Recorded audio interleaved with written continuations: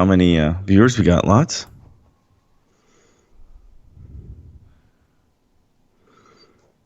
All right. Test, test, test, testing sound. Word up, yo, home skillet.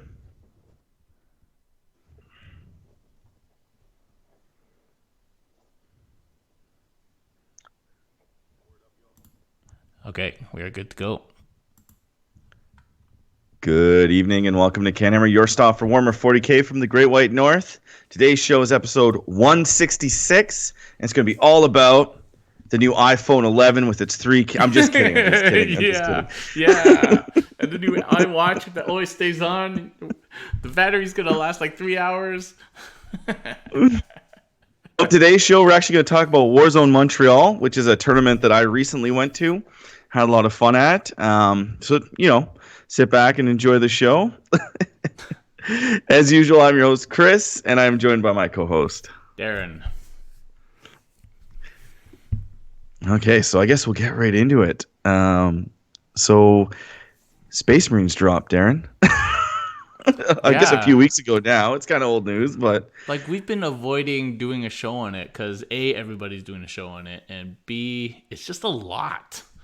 And it's only like 2 of the books out. The last 2 were just announced this week for next week. But there's only 2, like, it's the whole book, and then there's 2 extra books. It's like, that's just a lot. yeah, it's a lot. I don't play Marines right now. I don't play Marines. Even the tournament that I was just at, Warzone Montreal, there wasn't a lot of, like, I'd say hyper Marine builds. Nothing too Were they crazy. doing the new rules? I don't even know. That's how it probably not. If I'm probably not, because lists were due. Yeah. Yeah, lists were due before. Yeah, so no, they weren't. But anyway, They didn't do them at Nova, so that wasn't really a thing. So we haven't had a big tournament yet with the Marines, and with all that stuff and all the new units, like, it's gonna take probably like a couple of months before we're gonna see the obvious big stuff like drop devs and grav and stuff like that. But the more subtle lists will take a while, I think. I don't know. I like the vibe I get so far is like Smash Captains are even better, and there's more varieties of them. Yeah, different types of Smash Captains. I think Grav devs are back in drop pods. I'm playing against that tomorrow night. And Leviathan Dreadnoughts are even better and harder to kill now. I definitely love the new style where they release kind of the core book, and I love that they didn't put Ultramarines in the core book.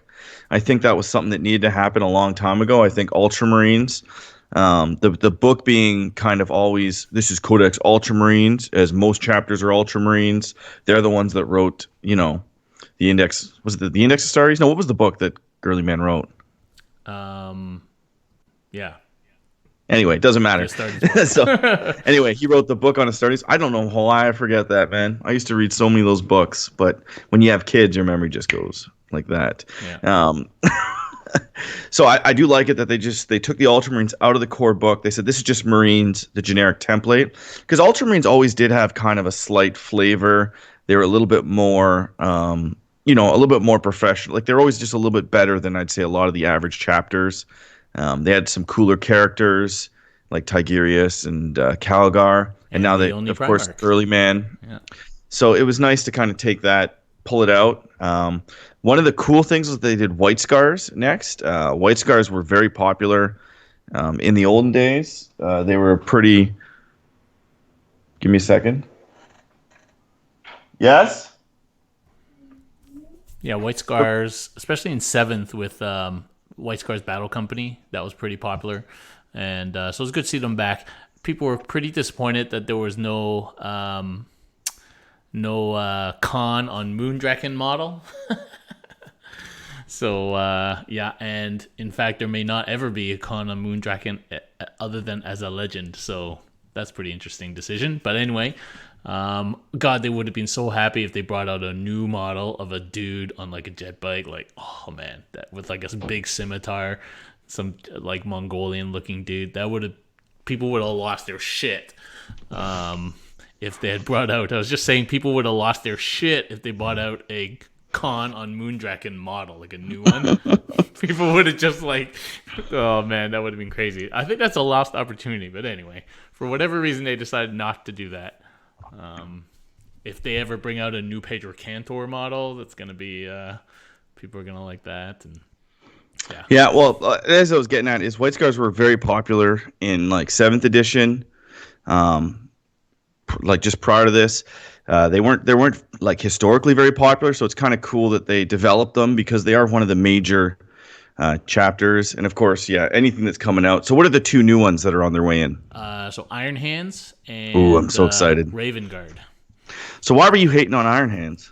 I was just trolling, and it worked. They're one of the coolest chapters, and they've always kind of sucked because their rules have always been like subpar, like, oh, I don't really care about Little Feel No Pain or this and that. And I think Iron Hands always were underrepresented, and I think they're going to be, I'm hoping they're going to be really good and playable. So, Shout out to Kyle, Lord Draconis in the Twitch chat. He came in second or third overall at Sword and Brush with new Ultramarines. Even, I believe he beat Scary too. So congratulations, Kyle. And shout out to Scrivo, John from England, of course. For some reason, watching our stream at 2 a.m. yeah, go to bed, man. No, just kidding, just kidding, just kidding. But yeah, I think Iron Hand's going to be strong because like that thing that reduces damage by 1, that's already on dreadnoughts that are like having damage. Like, like it's going to be, yeah, it's going to be hard to kill those guys. Yeah, I just like what I really want from Marines is just add the flavor, which I think they're going to do, so that if I want to play Iron Hands, they're just different to Ultramarines. They're not worse, and that's what I would prefer. Is I want to take lots of dreadnoughts and tanks, I'll take Iron Hands. If I want to take, a bunch of infantry, I take whatever. I don't know, Ultramarines. If I want to do bikes, White Scars, whatever. Yeah. So I think it's kind of neat, and I'm glad they're on that right path there. So the last two will obviously be Imperial Fists and those are gonna be cool. Imperial Fists are awesome. Who's the last guys? Imperial Fists and not Salamanders. Salamanders, yeah. Yeah, I thought so. Yeah. Yeah. So that would be interesting. I'm actually playing Jay tomorrow night. He's bringing Imperial Fists, so he doesn't have a supplement yet, but he's got all the other stuff to use. So we'll see how that goes. I'm a bit scared of 8 grav cannons dropping down in front of me turn 1. Rerolling wounds, rerolling damage rolls, rerolling ones, no penalty for moving. I'm a little bit scared about that. What are you playing? Custodes? Custodes, yeah. Yeah, so you're gonna get hosed. Yeah, that's the one thing is the Marines. A lot of I play a lot of infantry, and like Death Watch being one of the big Marine books for anti-infantry, and then now it seems like they have a lot of answers to hordes and infantry and stuff like that. So I'm wondering if the model count meta is going to go way down, and you're going to see a lot more elite troops or a lot more vehicles just to protect you from the new Space Marines. Because I'm a little bit worried about that, running 200 boys. Some of those like Ultramarine lists or like that, they're going to drop a lot of boys. Oh yeah, really quickly. So do I want to start going? Take out half your army. So do you want to go more shooting? Like, do you want to maybe put the loot, not the Ludas, but flash kits or tank busters back in, battle wagons, something like that to just kind of protect it?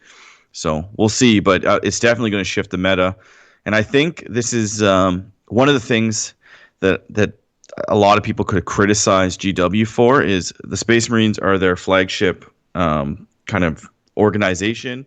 They're the most popular. They got the most books. Everybody loves them. I love them, but they've just been relatively unplayable or boring to play for quite some time. So now I wouldn't be surprised if their stock price goes up, and I'd like to see that over the next 6 months because why everybody loves Marines, right? So yeah.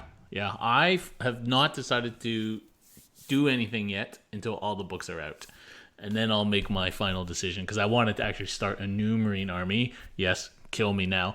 But I'm going to wait till everything is out and then decide. So, yeah, I'm waiting. No, I feel the same way. I feel like the model count in a lot of the Marine lists, and, some people are going to laugh, or I feel like the model count is at a place where for 2,000 points you can afford to do 3 or 4 different chapters and paint them differently if you really wanted to, because they're only going to take up like 1 or 2 little shelves in your cabinet.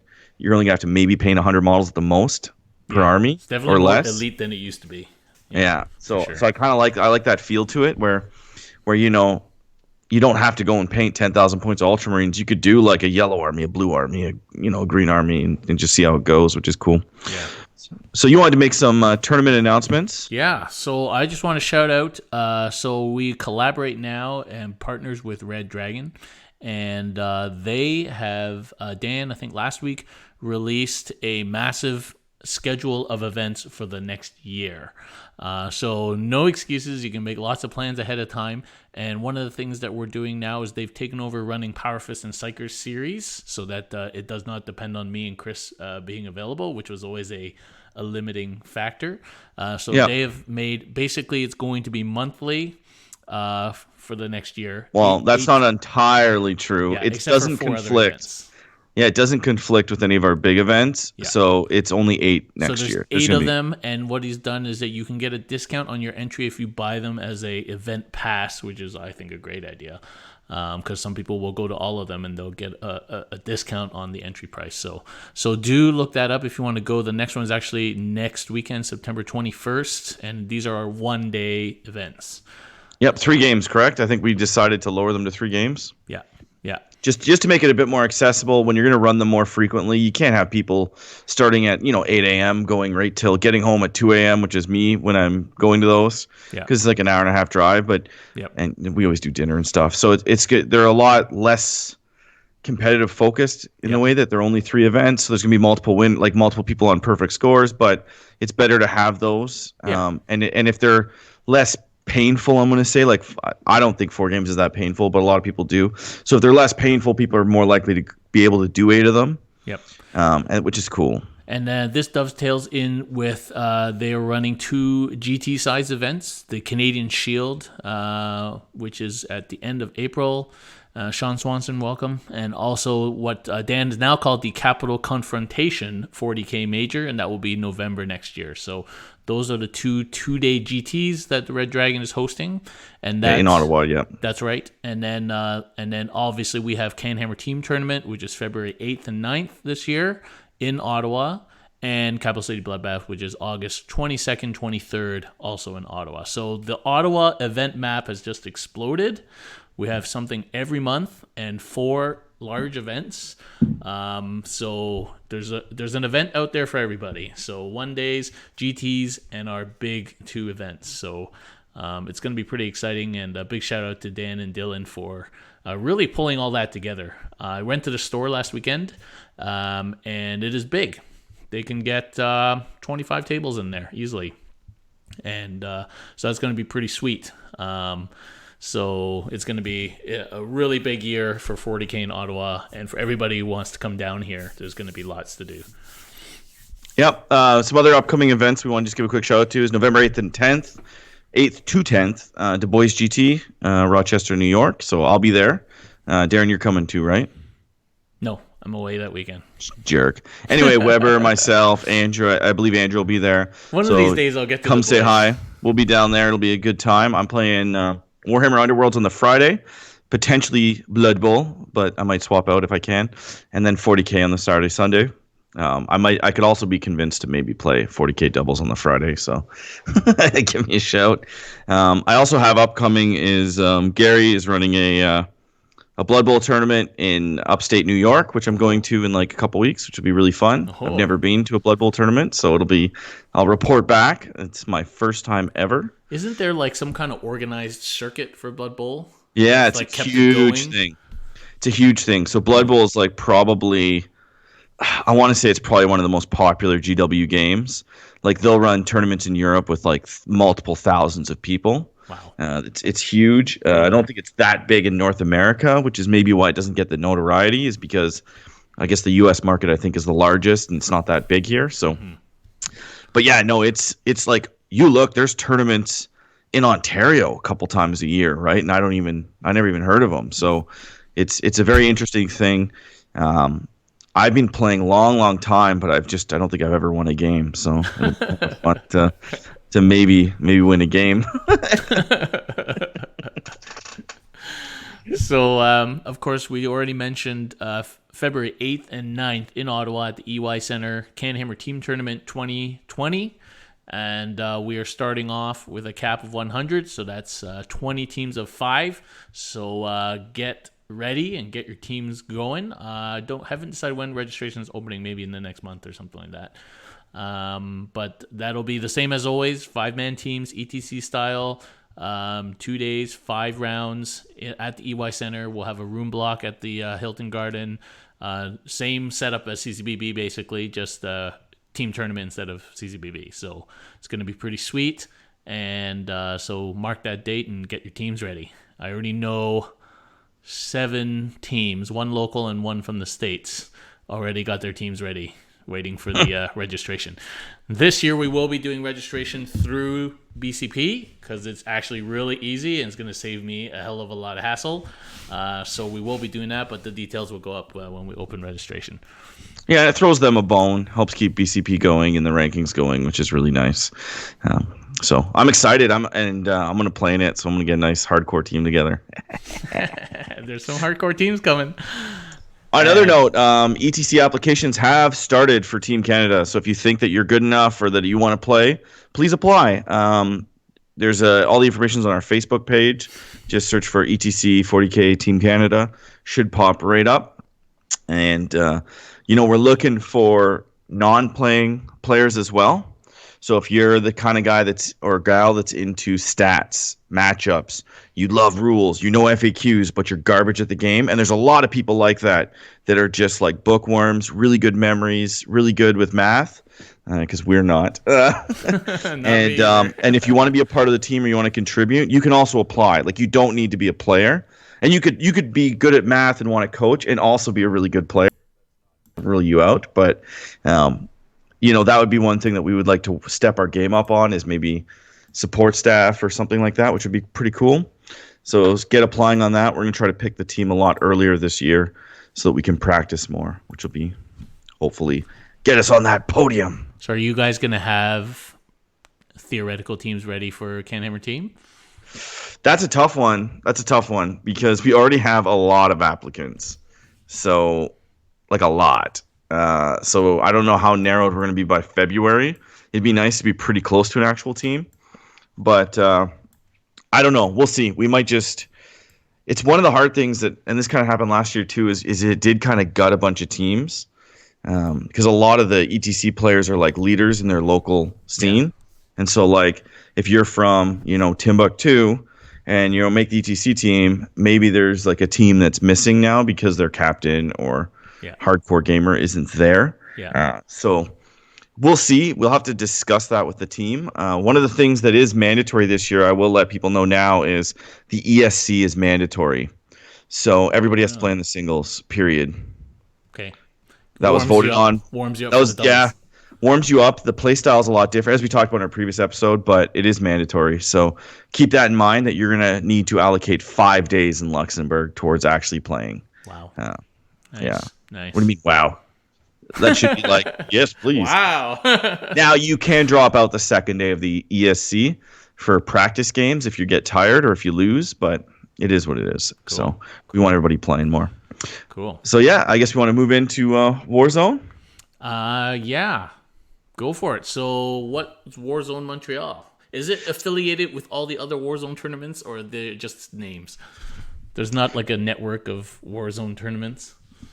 So it's weird. No, because that's more of a states thing. Warzone Montreal, this is its second year. It was like 30 people last year in a school. This year they expanded and they were major status. I can't remember the actual count, but it was in the high 50s or whatever. I think it was 60. 60s. Yeah. So it was pretty good. They grew a lot in 1 year. I think a lot of it is just because there's not a lot of tournaments in Quebec. The Quebec City GT is no longer there.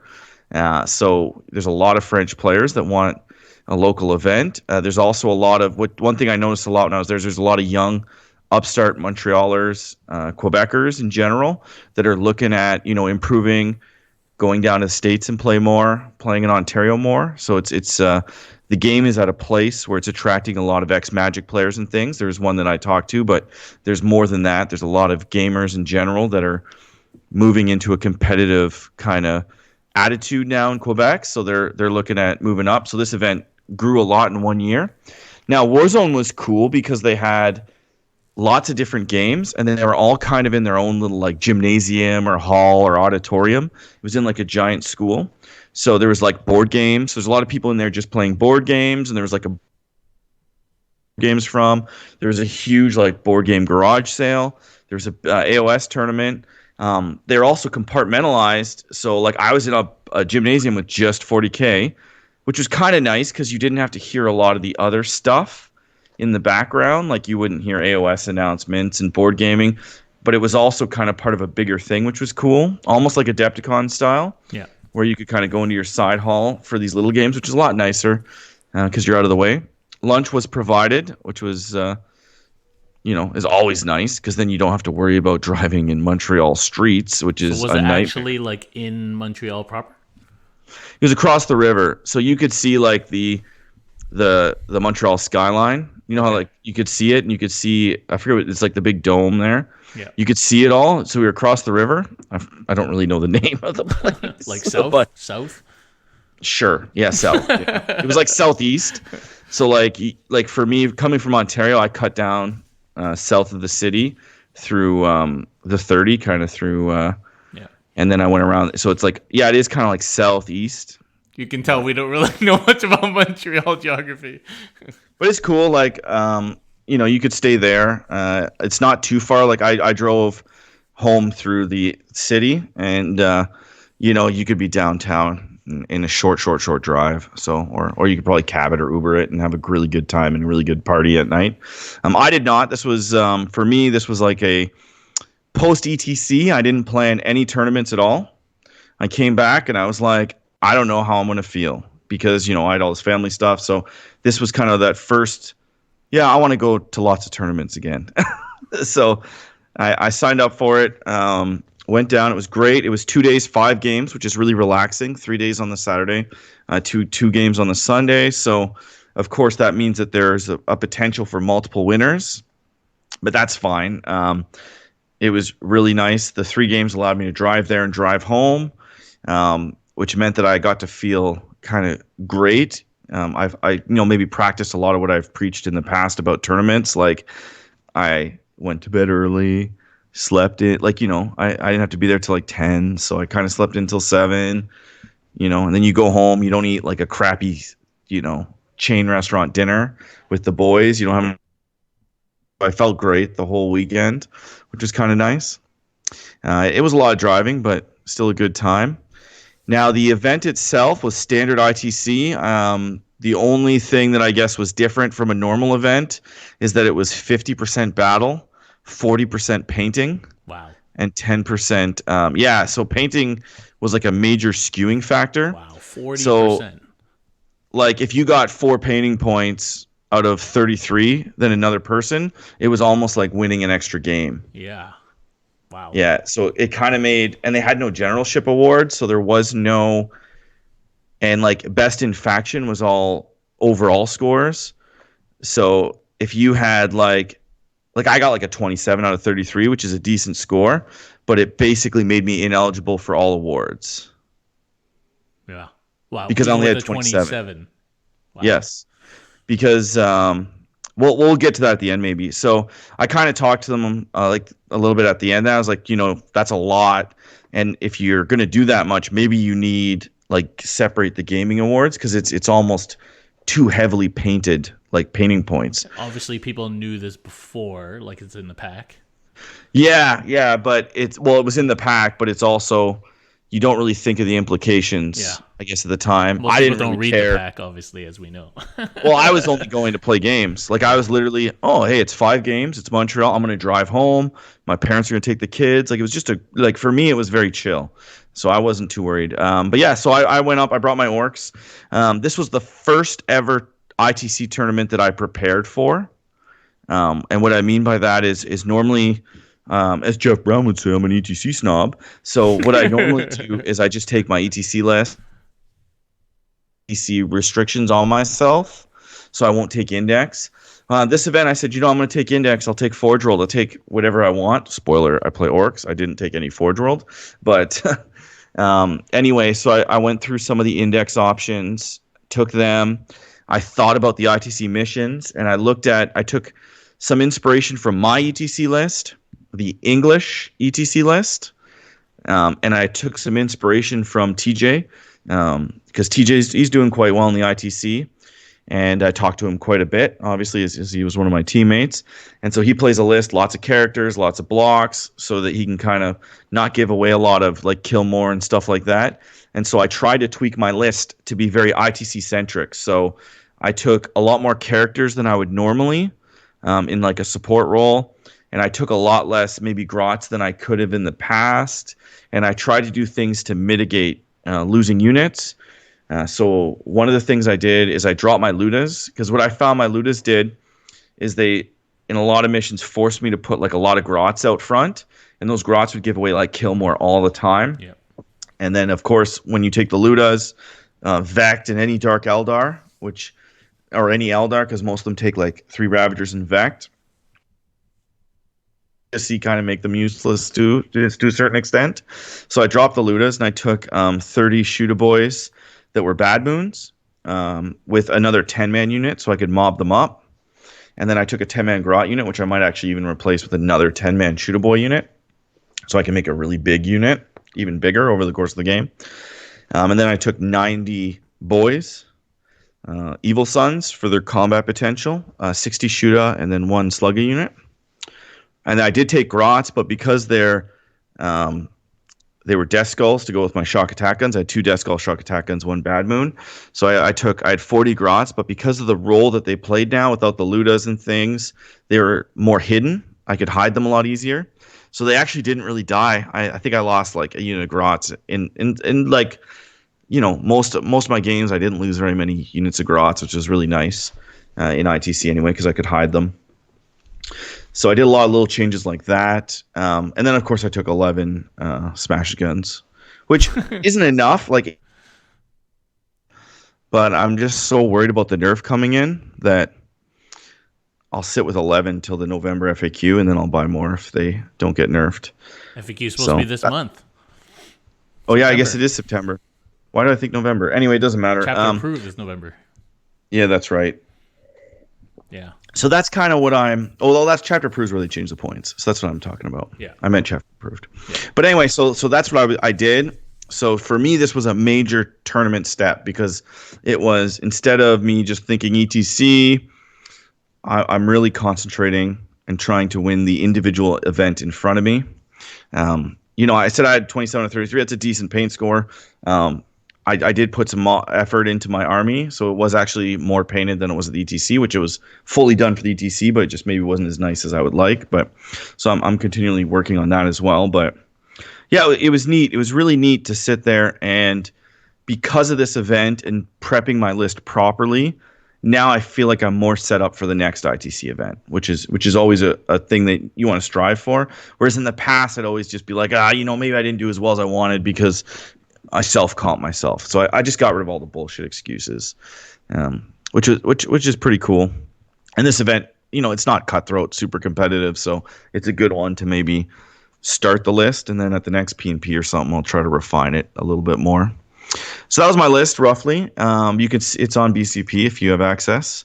So my first game I went in, I was playing a brand spanking new player, and I was kind of trying to, very nice guy, very friendly, signed up super last minute because one of his friends dropped, so I think he got a free ticket. And his English wasn't the best, which is normal for some of the guys there. Most of the guys speak perfect English. And I was trying to tell him that I was, this is my first time really that I play ETC, and then I'm trying to get, and then he didn't. I kind of stopped, and he thought that I was just a new player. That's what he got, because I was, I felt kind of bad at the end. Luckily, somebody talked to him. No, he normally plays a different style. So it was kind of weird that you got to be careful with what you say, I guess, because I was trying to tell him this is my first time really trying to embrace the ITC system, and he kind of took that as, it's your first, because it was his first ever tournament. Yeah. So I felt really bad about that, but obviously not a CanHammer listener. No, and I did give him a CanHammer objective markers as like after I talked to him about it. I was like, no, I meant this. It's okay. But anyway, his name was Alex. Great dude. Now, mission one, as everybody knows, it's you have to take 5 out of the 6 objectives to get the bonus point. Luckily, we got table quarter deployment, which is super easy for orcs to grab 5 objectives turn one because it kind of restricts where the armies are. So he deployed his guard kind of in a corner. I filled up a whole corner with my orcs, and then he pushed in a little bit, and I think I dropped 1 or 2 tanks turn one, and then essentially got a 42 points What round was he one. playing? What was he playing? Oh, sorry, he was playing Astra Militarum. His list had 3 basilisks, 6 mortars. He didn't have the 9. He had Pask and 2 tank commanders. He had 2 hellhounds. He had 1 chimera. He had 50 or 60 guardsmen. 60 guardsmen. So, it's a pretty... And he had a Bull Ogre unit in the chimera. So he only had 6. But, it's not like that far off of a list. It was pretty cool. I think he's got like a good start, but he didn't screen correctly, and he did realize his mistake. Like we talked about it, he screened with too many guard units turn one instead of just like jumping 1 or 2 up in board presence. So it allowed me to get way too many units turn one, which then opened up the tanks. But 3 basilisks, 6 mortars, and 2 hellhounds. They kill a lot of orcs. Like, I think he did kill a whole bunch of my orcs. It's just I sat on objectives. I got kill more every turn. I got hold more every turn. Yeah. So Yeah, that's a tough match with pure guard. Yeah. yeah. Now that put me in first place, obviously. 42. And, You maxed out. I maxed out, and actually the second place was like Steve Pamprine from the States with like 38, and I was like, oh Jesus, somebody has to do better than Steve. Steve's been coming up and terrorizing the Canadian tournament scene recently too. Yeah, he says he's always like he's always the bridesmaid, never the bride. He's always getting like third and stuff. He was saying he was really worried about my list. And then Eric, of course, talked our game up. He was like, it's one of you two for the tournament. This is the final table. I was like, shut up, Eric. But I played Steve, and I misplayed twice. Like Steve made a couple of boo-boos as well, but his just weren't as big of a deal as mine. Turn one, pretty similar lists, right? Like he's got a lot. No, he runs all grots. Oh, all grots. Oh yeah. So I actually had like same amount of mech guns. I think he had 1 more mech gun. Steve went first, and so I mirror matches.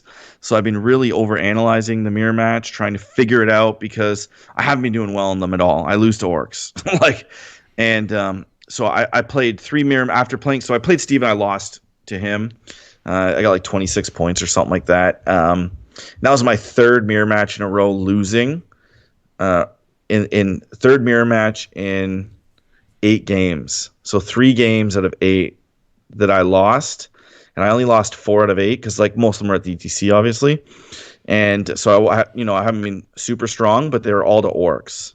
All my losses except for 1. Mm-hmm. So why do you lose the mirror? So I went second in all 3 of them. Oh, it's just that. That's part of it. And I'm not very aggressive in the mirror match when I should be way more aggressive. So against Steve, I wasn't very aggressive. I pushed a unit up, but then I advanced him and I left my war boss back because I didn't want to risk him turn 1. I should have risked him and just went straight in. I would have got more grots turn 1, and I would have been into his back line. Those flash gets just do work against boys as well. Like those flash gets kill so many boys, and they can outfight boys, they can outshoot boys, and I can't shoot them because they grot shield. And then when I could shoot them, I just didn't do enough. And like he had tank busters in the open, and I only killed like 4 of them. It's just like a lot of things just didn't work. And going second really hurts in the mirror, especially with orcs. So I was really it's Steve. He plays a lot more than I do right now. He plays a lot more ITC than I do right now. So I was a little bit bummed out. I know that he was worried about it, and I think it was my game to lose with the way that the lists were set up. I think I did have a slight list advantage, and I think he'll agree to that.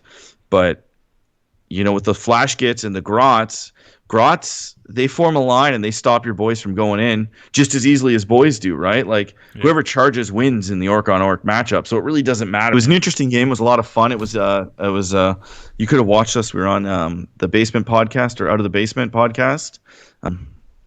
that was about it. Really, was that War Boss mistake, and that was a big one for me.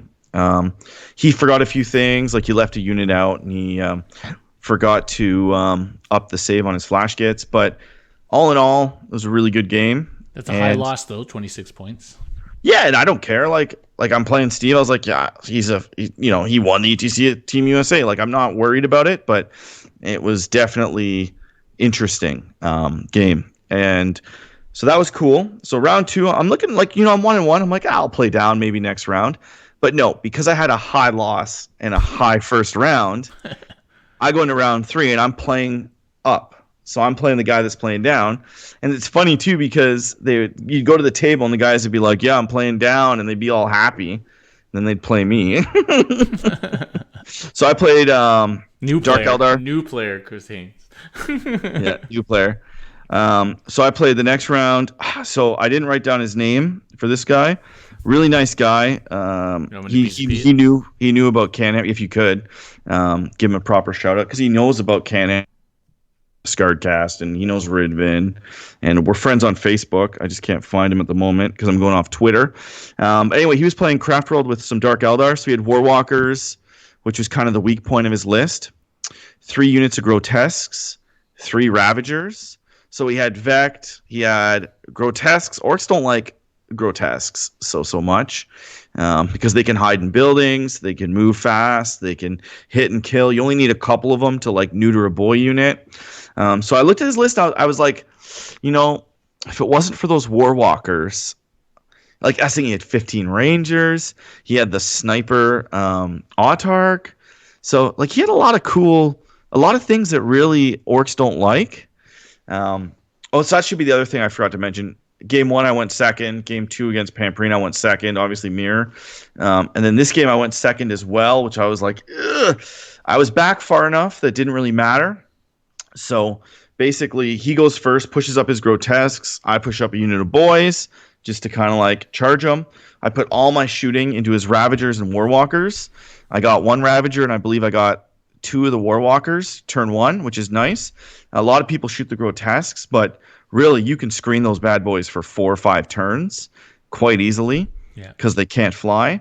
And once his shooting's gone, I can just like teleport boys all over the board, and then I can avoid them and just win by points, essentially. So your opponent was Steve Grenier, who is actually in the chat right now, the rack painting. There he is. Sorry, Steve. Yep. And so he's actually an ex-Magic player who's a really nice guy as well. And he's like, I think he's fairly newer to 40K, but he wants to be really hyper competitive and really good.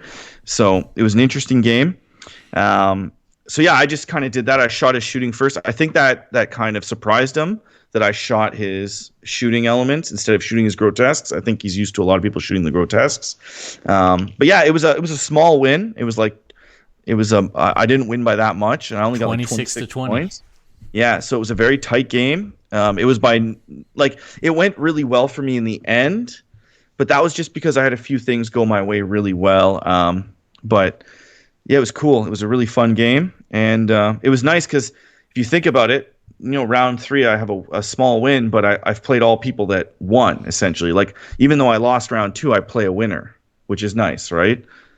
Because a lot of people are like, oh, you lost round 2, and then you play a guy that you played somebody else that lost and it like submarined, but I played up, so it was kind of interesting. But yeah, it was a really fun game. And even he said that the Warwalkers were a slightly fluffy choice, and it was his first tournament, so he didn't go super cutthroat. So I'd be kind of scared of a super cutthroat list from him. So anyway, it was nice meeting you, man. Thanks for listening, and hopefully we'll play again sometime, and you can push my kill more orcs. So that was the end of day 1. 3 games, very nice. Ends early. I go home, but I get matched against another orc player. One of the guys from One Punch. So he played on Dion's team for Eric Dion's team. Lawrence. Yeah, I was getting there. So he played there at Adepticon. So Lawrence, he's done well. And I, of course, am now terrified because I've lost so many Orc Mirror matches that I'm just terrified going into this. And I said, well, what am I going to do? it's an orc mirror match. And you know what? So I said, no more being a baby. I took my orc codex home with me because he had a couple weird units. He had those scrap jets, the little Scrapjets, yeah. cars. Which so I was like, I'm gonna read what those do, make sure I know all his tricks. And two I'm gonna go through daffodils. his list with a fine tooth comb, check everything, make sure that I'm ready for it. I'm gonna think about the game. I'm gonna play. I'm just gonna hope that I go first. And I've gone second in 3 mirror matches in 8 games, and I went second all 3 games at this tournament. I'm like, I'm due for first. I'm due to go first, which will help me immensely.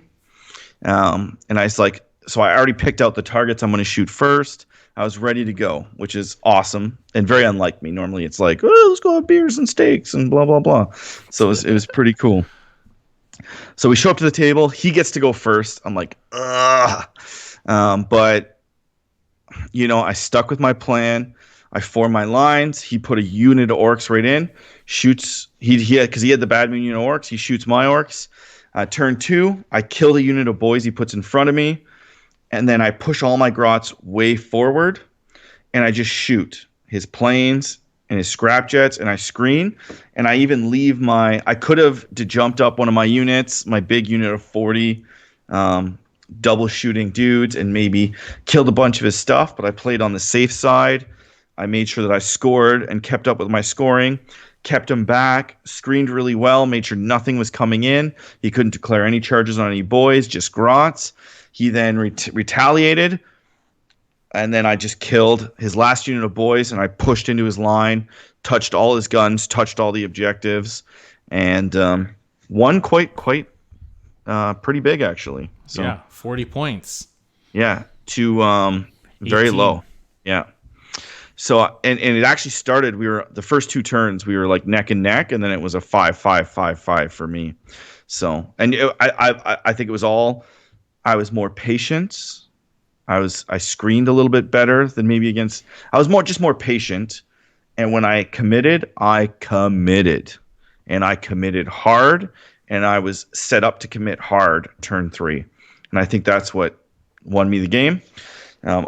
So and maybe if I would have played that way against Steve, it would have been a different game. But it was cool, right? Because you learn from your defeats, and this Lawrence was a great guy as well, very friendly. Like that's one thing. So I've had 4 games now.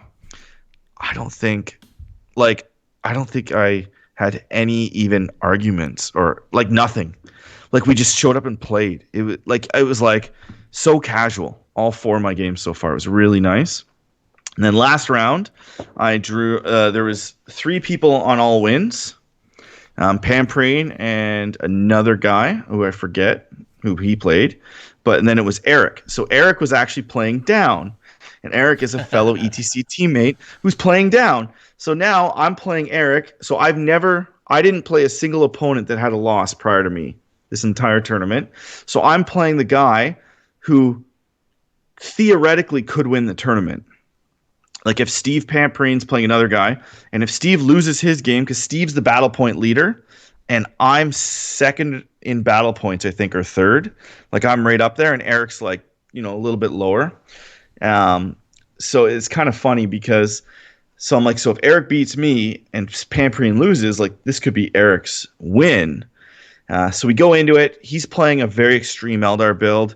He has 3 fire prisms. He has 3 crimson. Two Crimson Hunters. He has a Wave Serpent. He has 15 Rangers. And then 3 Ravagers with Vect. And so I look at that and I go, okay, it's not bad. We get Hammer and Anvil deployment, which is like, okay, that's not good against Eldar with really long range and focus fire and all that crazy stuff. And I said, but I can drop 2 things a turn. And I can go. And I'm like, I haven't gone first yet. I'm going to go first. I'm like, it's going to happen. So I get to go first. Oh. It happened. And I was like, thank you. And I shoot down 1 plane, cripple another. So I don't kill 2 turn 1, which is nice. And I push up with my boys. He makes a misplay. And so like whenever I play against anybody with Vect, my mindset is always just do stuff and hope he vex it. And so Eric made a mistake slightly where I had two grots left alive. And so he's already vected me once or twice, and I think he had to use a reroll. And so he's like running out of CP, and I have like three grots left, and he hasn't killed anything because he was trying to kill a boy unit, and then that didn't go well because I had them strung out. So there's ruins and stuff. So he really tried to kill a boy unit, didn't go well. So he's like, okay, I got to get this grot unit for the kill something. So he goes to shoot the grot unit. No good, man. No good. Um, I used 2 CP to auto pass their leadership. There's 3 left. He vex it. I was like, yes. And that basically gave me an opening. Pushed in, brought back an orc unit, which I couldn't do till he used up his vex, for my line again. So he had killed basically by turn 2 like 60 boys, but like they're like not quite 60. So I still had my units still alive, but they're both small. And then I had the third unit with my characters pushing in. So I have a new unit. I bring it on my backfield. I did jump it up. Boom, fresh line of troops in his face, pushing in. And I just basically shot plane, fire prism. So then he can't get the reroll hits and wounds, which takes away almost all their effectiveness. And then I started hitting Ravagers. So I think my target priority order was pretty much spot on. And I pushed in, and then quite a big win in the end. Yep. Yeah. Yeah, I think that's actually a good matchup for you, but going first does help for sure. Yeah, and So he needed to go first. The thing He needed about to- running those tricksy Eldar stuff and then having Vect is that the Vect sucks all your CP, which you need for other things like making you more minus, although that doesn't affect you as much. But against other armies, that's key. Moving things around, all those kind of things. So like the Eldar trickery is less effective without CP, and the Vect really just sucks the CP out of the list, 4 at a time. And like I put all my mech guns fairly close, like they were 3 inches back from the line. So there was like 3 inches of boys, like back to back to back. So that's just over 3 inches. Then I had all my guns behind it. And turn 1, I moved all my guns up. And he's like, he's like, that's how you know somebody knows what's going on. They moved all their mech guns up. And I was like, he's like, because even though they all had range, it's because like it doesn't matter versus Eldar, right? I'm -2 to shoot them. So I don't care. I hit on 6s. So if I move, I hit on 6s. I don't care. So I moved them all in, kept moving them up, and they were just taking pot shots. And I didn't quite get 2 things turn 1, which was not frustrating, but it's like, I blew a lot of CP. I said more DACA on my big shock attack gun. I'm going to reroll wounds. He's +1 to wound.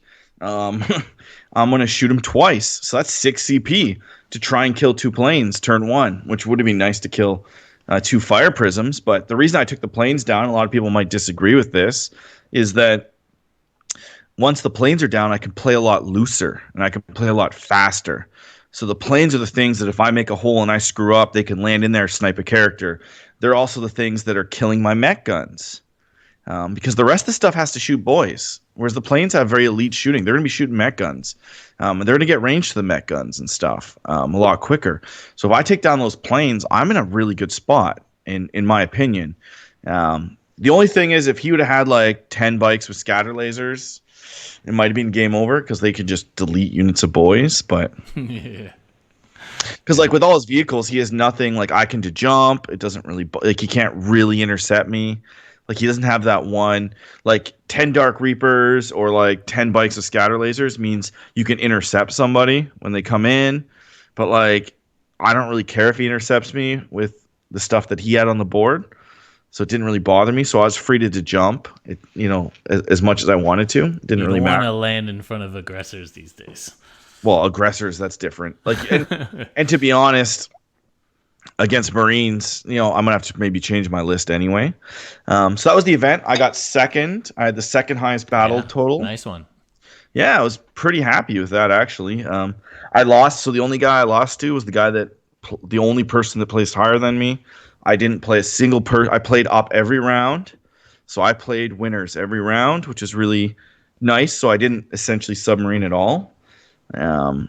Which matters to me because my goal isn't to win placings. I don't really care about ITC ranks this year. My goal is to get better. And so you get better by playing people that win games. And I was glad that I went. So Cool. Yeah. Cool. Nice one. Now some list changes. I don't know. I'm thinking dropping one of the boy units for maybe like 10 mega knobs just to add some kind of box punch or some kind of ruin clearing punch that can survive. Just Just like like maybe one, your Bulgarian unit, basically. yeah, like one unit of them. Maybe in a battle wagon, maybe not. Maybe deep striking, maybe not. So what was this Just thing you guys were talking about Pamprine and his battle wagon or truck or whatever he was using? no, it's just people are just asking about it. So Pamperine had a battle wagon in his army. People were like, "Why is there a battle wagon in his army? That's crazy." And I was like, "It's not like I don't think it's that crazy." I actually bought three of them for it. So Adepticon last year, Jason and I were going to do a battle wagon in each army, like 4,000 instead of the repulsors, because it just basically gives you a toughness 8 target, it's a shield. But Pamprine took a battle wagon, and that was his big list change, I guess, for this event, and it allowed him to put in his tank busters into it, so that because you can only garage shield one unit, right? So if he has his flash gits and his tank busters on the board, he has to garage shield them and he can only do one of them, and the other one dies against certain matchups. Or he has to deep strike them, which is 2 CP gone, which in an orc list, CP is valuable. It's very valuable. So he took the battle wagon as kind of a shield, and he put like his tank busters in it, or his flash kit or whatever. He kind of just used it as kind of a shield. It also absorbs anti-tank fire. So your mech guns are the only thing in your army that absorb anti-tank fire. So when you put the battle wagon on the field, or two of them, like I wanted to run two, but I'm not there yet. It's like, do you use your anti-tank weapons to shoot my mech guns, or are you going to shoot my battle wagon? Yeah. And it's like toughness 8, like 16 Distraction wounds. carnifex. Yeah, well, and you can have a 5-up invul quite easily. So you're like, so when you play an army like knights, where like a knight player would be like, yo, I'll drop like 4, like 6, like if they have 3 knights with battle cans and gattlers, they're like, oh, I'll drop 6 of your mech guns turn 1. What do you say about that? It's like, yeah, but you're not dropping my battle wagon. And so it depends what's in it. If there's tank busters in it, you're gonna have to kill that turn 1. And like, can 3 knights drop a knight in one turn? Yeah, so they can easily drop a battle wagon, but then your mech guns are going to retaliate. So it's kind of cool. It adds that neat element to it. And because you already have the mech guns giving away kill more and stuff, and they're hard enough to shoot, adding in a battle wagon isn't really that big of a detriment because you're competing with your mech guns. So 7 more mech guns, but I'm just not prepared to do that at this time. I'm just not. I'm happy with 11 for now. I just feel like 18 is going to get comped something hard. If not, though, fuck it. Like in December, I'll be painting them over Christmas. Yeah. I should have done it already, but It's getting close to the time where people are starting to get reluctant to make big investments into things. That's the thing. And I already have. So I do have 3 of the old mech guns, but I have 3 battle wagons sitting on a shelf.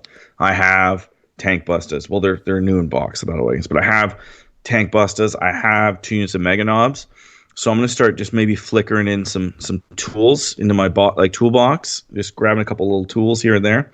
I really loved Pamprine's flash kits. They did a lot of work. To me, they're too much they're like a better version of the Ludas, but I want to move away from that completely. So that's why I would not take flash kits myself, is because I'm trying to break my Luda addiction, which they weren't on my list this time.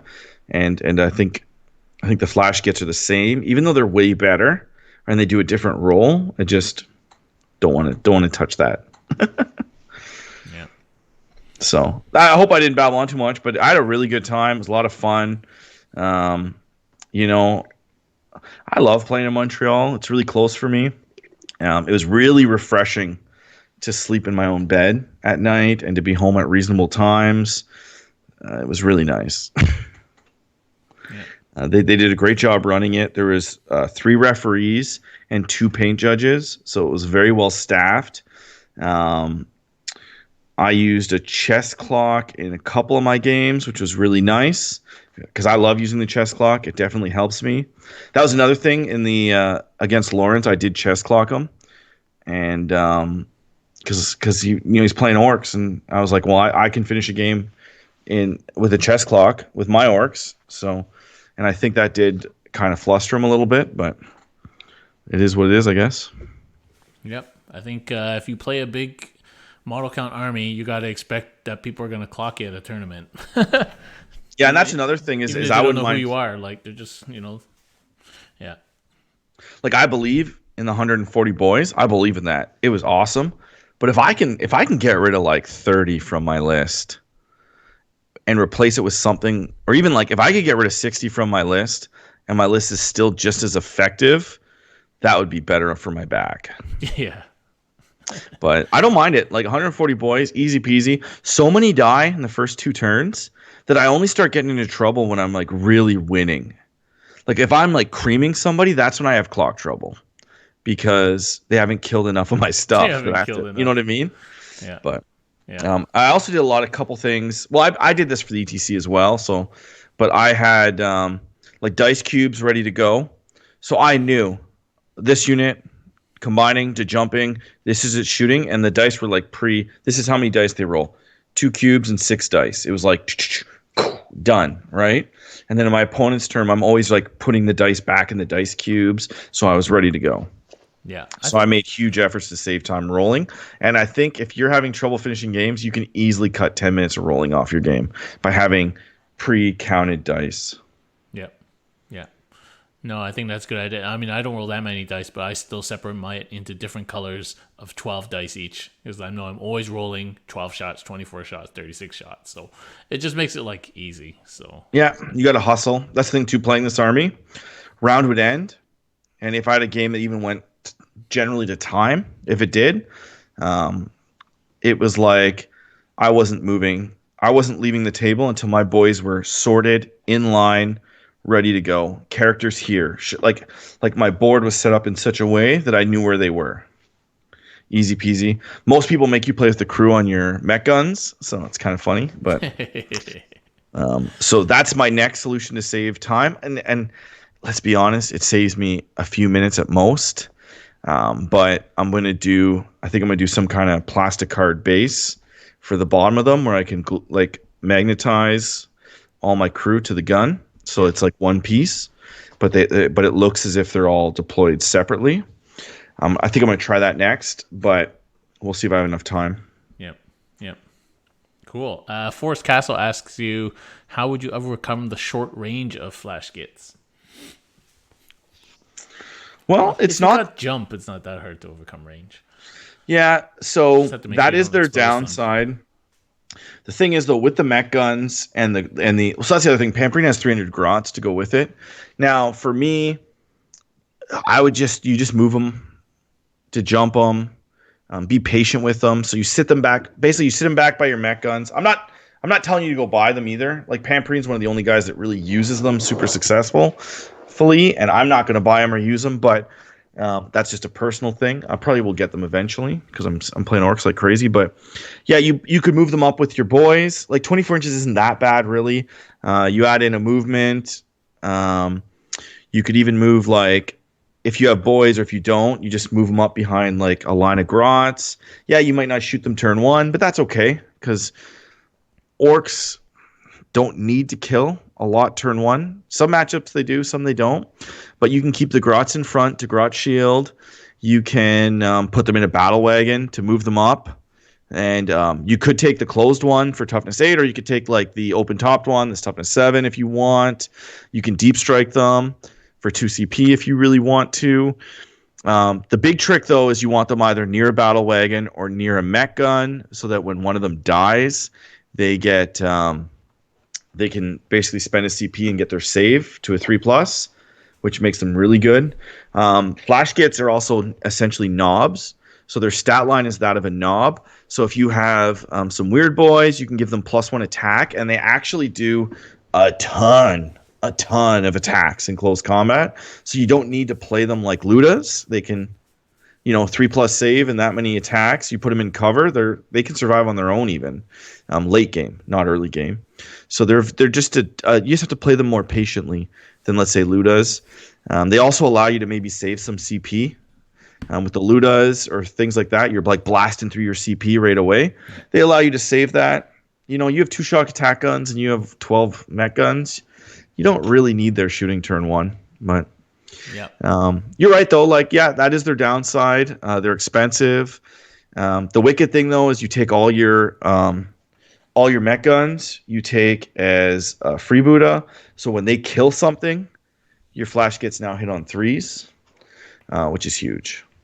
And then, every time they shoot on a six, you get to shoot them again. If you re-roll that six, it's not quite a 33% chance, but you get like a 30% chance for one CP to shoot twice.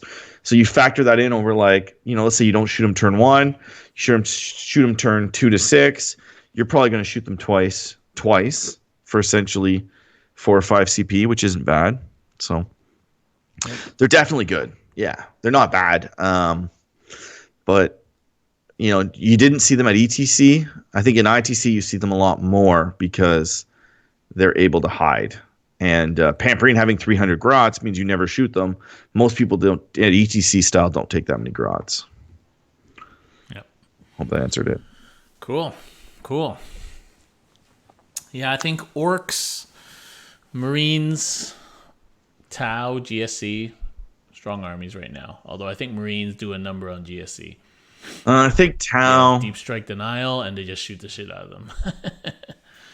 There's that. So I don't think it's that orcs are the best. I think that orcs are just really good and different. And so what that means is if you make a list to deal with orcs, you're hamstringing yourself against all the other top armies.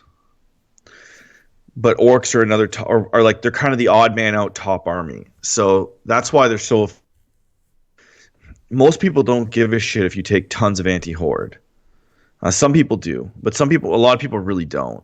And so when you're playing to fight orcs, yeah, you're basically weaker against the other Eldar, and orcs aren't that popular. A lot of people comment on like, as far as like really good books, competitive players don't play orcs because it's too many models. It's very expensive to purchase. Like my orc list is if you were to go out and buy, well, we'll just say the ETC Polish orc list. I think it's like a couple grand if you go out and buy it, like $3,000, maybe more retail. Because you're looking at like shock attack gun, you're looking at $50 times 18 for mech guns. That's almost $2,000 in mech guns alone. It's just 600 points of your army. It's the models, it's the painting, and so you don't see orcs. Like I know this one was funny because it was orcs 1 and 2, but you don't see a lot of orc players. And I would bet that 90% of orc players are like fluff bunnies with very weird lists. There's very few hardcore orc players. We were talking about that a lot for the ETC team, like because I play orcs obviously, and I'm the captain. So next year, picking the team. And orcs is good for me because there's not a lot of other competitive orc players competing for that spot, right? So it's nice. Yeah. Like name it. Like Nick was off them really quick. He clocked out a few times, right? Nick, I heard that somewhere. Like a lot of people good players stay away from orcs because they you clock out. They're a bit too random. That's the other thing when you play orcs. You gotta like not care about dice at all. Like I don't even care. I could roll like snake eyes on my. I don't even care because you have to. Because if you care about dice rolls and you play orcs, you're gonna die, like young. You're gonna take years off your life. And like if you're doing that and going to tournaments, drinking and eating like junk food like we all do, and you're worrying about your dice, you're gonna die really young. Good point. Not good for your health. but you know what I mean, right? Like there's not a lot of competitive orc players around. Well, you got so many dice, so there's no point worrying about a few bad dice. Oh, but no, it's that shock attack gun can break your heart, bro. Well, you deserve it, man. You can get like 10 strength 7 attacks like and that. miss all of them, and you're like, oh. Yep. Yep, for sure. Yeah, and you have to roll a lot of dice. You need a big movement tray. Yeah, it's cool. I do love orcs. I've been playing them for a long time now.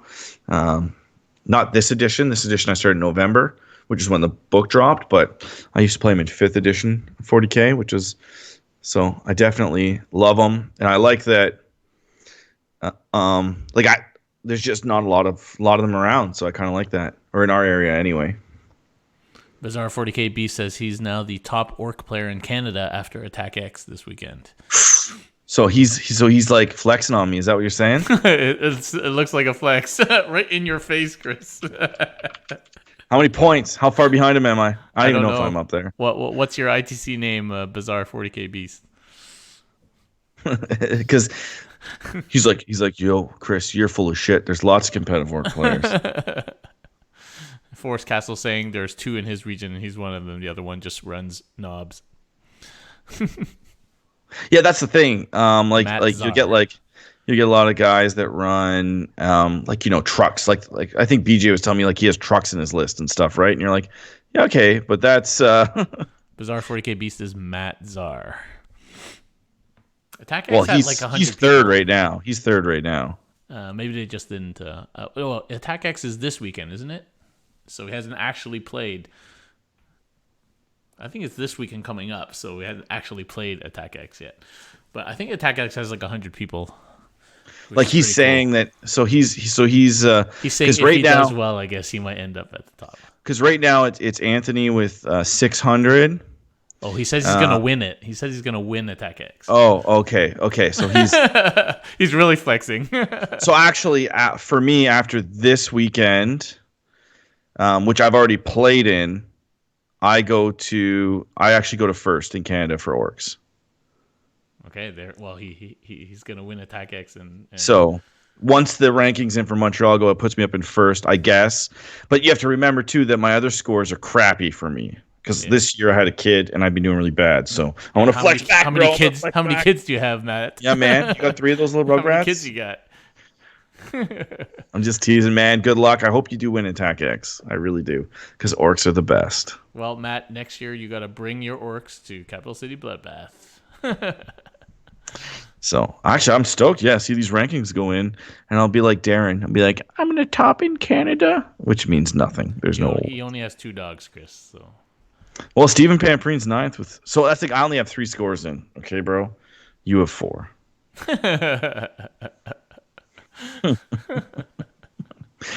I'm just teasing, man. It's rankings. Rankings are what they are, but they're a lot of fun. So anyway, if you win Attack X, I'll take a look at your list and then maybe I'll copy it and we'll see how that goes. maybe if you win Attack X, we'll get you on the cast next week and you can tell us all about it. Like, Chris, you're wrong. You're wrong. What you said about flash gets. You're terrible. They do everything. I don't know. So ask him what he runs. What do you run? Actually, I guess I could just ask him. What does he run? If you win Attack X, you're on next week. You and Chris can nerd it out on orcs for like 2 hours. It's that's the thing. I'm just having so much fun with them. They're just great, and they do everything. And there's variety, and there's the depth of the codex. It's not as deep as the Eldar books are, and I guess people might not. I think that comment came through last time. When we talk about depth of a book, we're talking about, can I take this, like, so if I take my orc build for example, is there units that replace those units that are just as good or do the same role? So if you look at like Pamprine's list and mine, only about 900 points of it overlaps. The rest is completely different. And that's because there's so much like depth to the book that you can take the variety and definitely. So he's running 110 boys, Oh, 10 it's mech, not enough. 10 mech guns, Not enough. 50 grots, all the usual characters, and he has swings between 15 ludas or 6 mega knobs. 6 mega knobs, 100%. 100%. I don't know. These all sound the same to me. It's just a lot of green dudes. Yeah. Now, as far as the boys, I can't stress enough the 30 Bad Moon Shooter boys with the additional 10 that I joined in was Boku. Holy moly. It just allows you to go in there, clear chaff, shoot things off. Amazing. They were one of my favorite units that entire tournament. Cool. So you got anything else to add, Darren? No, that's about it. Just a quick cheeky question. What do you think is going to happen in the FAQ? For what? The big September FAQ. I think it's going to stay mostly the same. They're going to leave Fly as it is. Do you think they're going to leave Flyers as they are? So I suspect Flyers Limited to 3 per army. I also suspect that they're going to eliminate some of the magic box shenaniganry and some of the like ruin shenaniganry. So you're seeing a lot of tournaments ruling that you can charge up ruins even if somebody fills the floor. I think you might see that's like the only really game breaking changes that I could see coming in is just kind of opening some of that shenaniganry up. But other than that, I don't think there's too much to fix.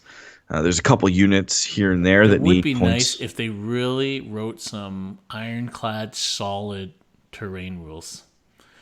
Then, It's impossible. yeah, There's yeah, just too much variety. yeah. Like we saw that. We saw that. Who's the guy that you had on the Custodes player? Um, Eric. Eric. So because he was at TGX, so I saw him playing at TGX, and like you can call terrain whatever you want as a player. So he was calling things like towers, like him and his opponents would say that's a ruin. So the first floor blocks line of sight. So he was using like the bases of towers as magic boxes, where other people wouldn't or would. And so I think that terrain just really comes down to you, and you can just tell your opponent. I'm not dissing Eric. I'm just he needs magic boxes. He plays Custodes, so he says this is a ruin, and he gets it. That's on his opponent, right? That's not on you. Like that. Like if you let somebody do that, right? There's a lot of tricks you can do to have a more enjoyable game with defining terrain. So in one of my games, who was I playing against? I think it was Lawrence. We had a couple ruin things, and they were just a little bit high. Like there was maybe it was like 4 inches of floor, and he had his guys up there, and he was like, "Oh, grot shield," and I said like.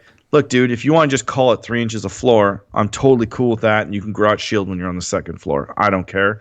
It just let's like simplify it because some of the ruins were lower, some were higher. So it's not really fair that you get this one and I don't. So it's just kind of up to you. And I think terrain, I think there's problems with terrain because I don't think people go to the table and like define it.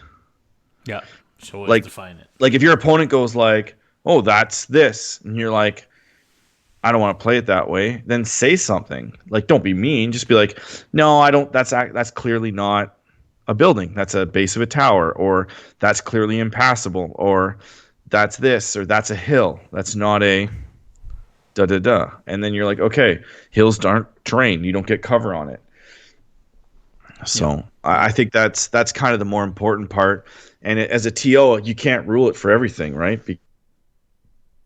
It just doesn't work. Yep.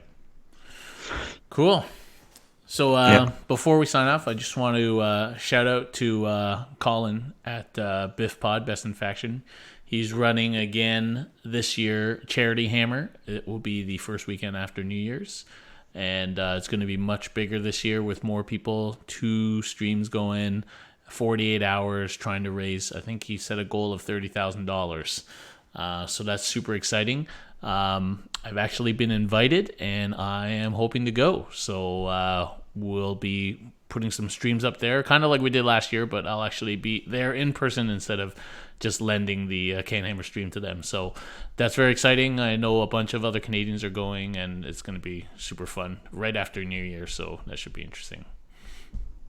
Where's this? I'll let you guys know more Vancouver about that. or something like that? No, it's near Seattle. Yeah. So I'll let people know more about that when I have more details. But And they asked you. They asked you by name. They didn't invite CanHammer. They asked for Darren. yeah, me. I'm the man. I want to see that email. They didn't say like, "Dear CanHammer, can you send the handsome one?" They put, "Dear Darren, Yeah, please also come." they asked for the handsome ones. It was me. So. Yeah. Oh yeah. Oh yeah. Oh yeah. I'll believe it when I see it. They also needed a chump for all these like big name players to kick around. So like that's me. So with my Oh, so you're 15 just model gonna army. get tabled. Yeah. Just kidding. Just kidding. Oh, You'll do man. well. We'll It's gonna train. be fun. It was all for charity. Which charity is it? It's one of the kids' charities that is near and dear to his heart. So I can't remember what it's called, but he's thinking of branching out into a more international charity so that people from other countries other than the States feel engendered to donate as well. So, yeah. It's going to be Cool. exciting. Cool. With that, Have a good one. Good night.